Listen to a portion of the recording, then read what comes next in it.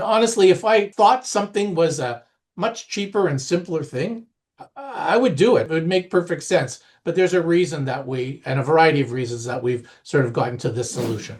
Would it be possible and less expensive to install dedicated 240-volt outlets for charging so that owners can use the charging station that comes with their vehicle? What advantages and disadvantages do you think that approach would take?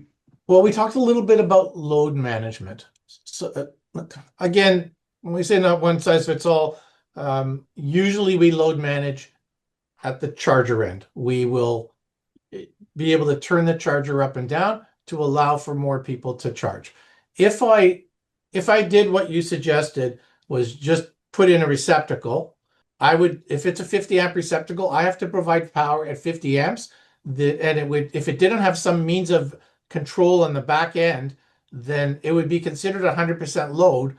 And I would put a 400 amp panel in, which would serve, I think, 15 chargers. Well, that's a pretty big panel to serve very few chargers. And the reality is it wouldn't really be used that way. People only need a few hours to charge. And so if I could charge more cars overnight, people, even frankly speaking, even in a residence, I'm not a lover of plugging in the charger. First of all, the chargers don't all come with the cars anymore. This used to be. Now even Tesla has gotten away from it. It was a stepping stone for them to put these in, and ultimately Tesla would like you to put in a charger on the wall, hardwire it in. That's why you can buy these things, but they don't come with it.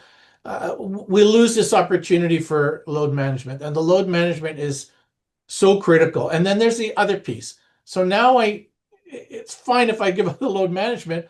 The electricity that you use got paid for by somebody else, got paid for by the building, and the building would like to recoup that. So how will I meter that charging stuff so that I can get it back? When I use network charging, this is all part of the Open Charge Point protocol. That's the back end of the charging system, and it happens relatively seamlessly. And like the slide that I showed you, there's a whole variety of back-end providers that help to do this billing and power management and authentication. That's the other piece.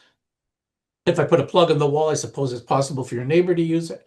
It never occurred to me that somebody would go down into a garage and either park in somebody else's space or use somebody else's charger, but it turns out it actually does happen. So having some security is valuable. So, I mean, this is the reason. Honestly, if I thought something was a much cheaper and simpler thing, I would do it. It would be happy. It would make perfect sense. But there's a reason and a variety of reasons that we've sort of gotten to this solution.